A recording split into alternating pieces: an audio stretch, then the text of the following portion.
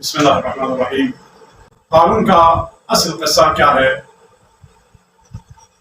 آیہ شریفہ میں ارشاد ہو رہا ہے بتحقیق قارون قوم موسیٰ میں سے ایک تھا، یعنی ان کے 6 بھائی تھا۔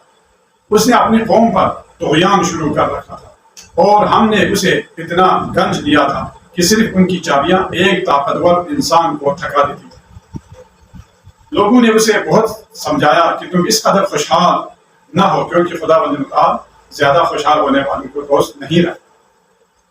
وہ خوشی جو آخرت سے غافل کرے اور جو کچھ دنیا نے تجھے عطا کیا ہے اس میں سے آخرت کے لیے کچھ بھیجو اور دنیا سے اپنی قسمت کو فراموش نہ کرو۔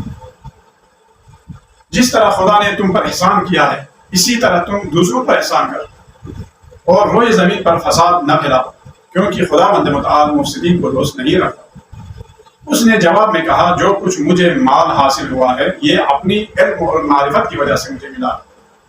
قارون جب پوری زینت کے ساتھ شاہانہ لباس میں لوگوں کے درمیان آیا تو دنیاوی زندگی کے خواہاں وہ کہنے لگے فخرج علی قومہ فی زینتہ قال الذین یریدون الحیاۃ الدنیا یا لیت لنا مثل ما اوتی قارون۔ یعنی اس وقت لوگوں نے کیا کہا، اے کاش ہمیں بھی جس طرح اللہ تبارک و تعالیٰ نے قارون کو اتنا سارا مال دیا ہے ہمیں بھی اتنا مال دولت دیتے۔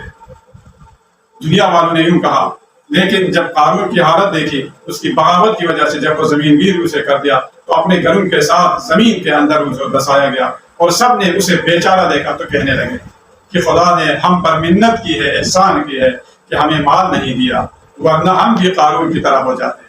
اس لیے اللہ تبارک و تعالیٰ آپ اور ہماری مصلحت کے مطابق عطا کرتا ہے۔ ممکن ہے آپ اور ہمارے پاس بھی مال دولت آ جائے تو بغاوت جو ہے وہ کر سکتا ہے انسان جس کے بغیر مال دولت کی فراوانی ہو۔ تو مومنین نے اس وقت دعا کی پروردگار تیرا شکر کہ تو نے ہمیں قارون جیسا نہیں بنایا، اس جیسا مال دولت نہیں دیا۔ آپ نے غور کیا کہ جب مومنین نے اسے نصیحت کی اور خدا کی دی ہوئی دولت کو اس کے راہ میں خرچ کرنے کا مشورہ دیا تو جواب دیا کہ یہ تو میرے اپنی قابلیت اور اپنی صلاحیت کے بلبوتے پر میں نے حاصل کیا، اور جو کہ سب سے بڑا عالم تھا، سب سے زیادہ میں حقدار تھا، بس میں خود اس کا خرچ کرنے میں مستقل اور آزاد، جو چاہوں جیسے چاہوں خرچ کروں اور کسی کو حق نہیں ہے کہ میرے کاموں میں دخل اندازی کرے۔ تو یہی غلط سوچ اس کی ہلاکت کا باعث تھا۔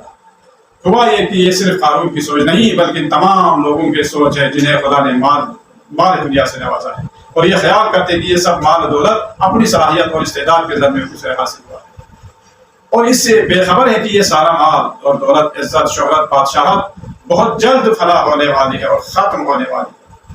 آگے فرمایا کہ در حقیقت یہ قارون کے لیے جواب دے رہا ہے کہ تو جانتا ہے کہ تم سے پہلے کتنے بسنے والے تھے جو قوت اور طاقت کے لحاظ سے تم سے زیادہ طاقتور اور مال دولت جمع کرنے میں تم سے کہیں زیادہ جمع کرنے والے تھے، کہ ان کو ہم نے ہلاک کیا۔ کیا ان کو ہلاکت سے ان کے اموال نے بچایا؟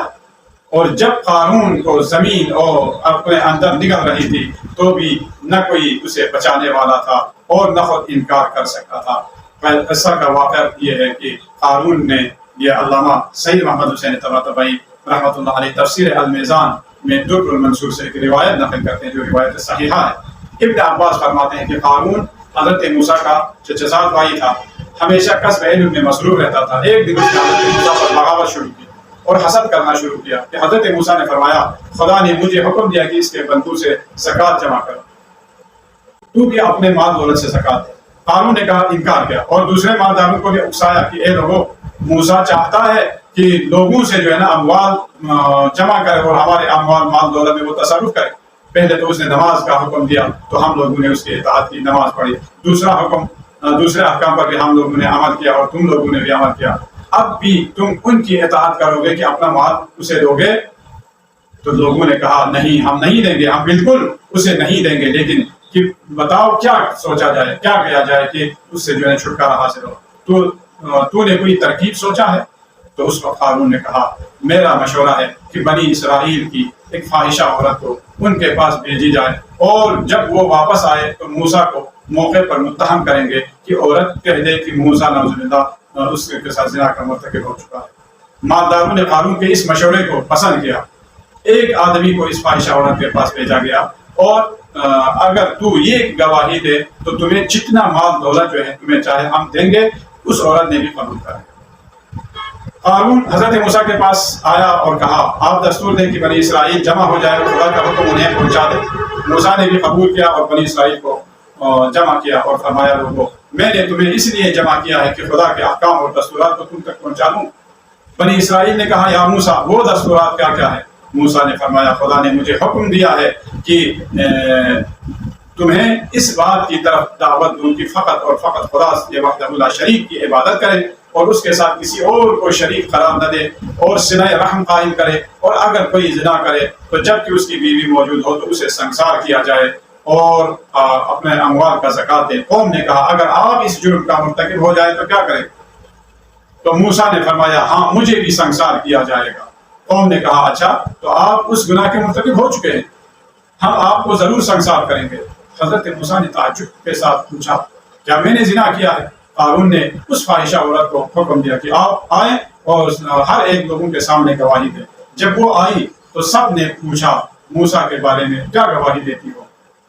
موسیٰ نے اس عورت سے پوچھا خدا کی قسم کھا کر میں تجھ سے سوال کروں کہ تم سچ بولو۔ تو اس عورت نے کہا چونکہ تو نے مجھے خدا کی قسم دی ہے موسیٰ تو میں سچ بولوں گی۔ ان لوگوں نے مجھے سونا چاندی دے کر اکسائے کہ میں آپ کے خلاف جو ہے کوئی گواہی دوں، لیکن میں گواہی دیتی ہوں کہ آپ اس تہمت سے بری ہیں اور یہ گواہی دیتی ہوں کہ آپ اللہ کے رسول ہیں۔ اس وقت حضرت موسیٰ رو رو کر سجدے میں گر پڑے۔ بعض مفسرین لکھتے ہیں کہ آپ کے بدن کے ہر بال سے خون ٹپکنا شروع ہوا۔ تو اس وقت خدا وحدہ لا شریک نے وحی نازل کی اے موسیٰ آپ روتے کیوں ہو؟ میں نے تو زمین کو آپ کا تابع بنا دیا ہے۔ آپ اگر اس زمین کو حکم دے تو یہ قارون کو اپنے اندر دنسا دے۔ موسیٰ علیہ السلام نے سجدے سے سر اٹھایا اور زمین کو حکم دیا کہ قارون اور اس کے تمام اطرافیوں کو دنسا دے۔ ایک مرتبہ زمین نے اس کے ٹخنوں تک نگل دی۔ جو ہی یہ صورتحال دیکھی تو کہنے لگا یا موسیٰ یا موسیٰ۔ اب قارون التماس کر رہا ہے۔ موسیٰ نے دوبارہ زمین کو حکم دیا، زمین نے ان کو ان کے گردنوں تک ڈبو دی۔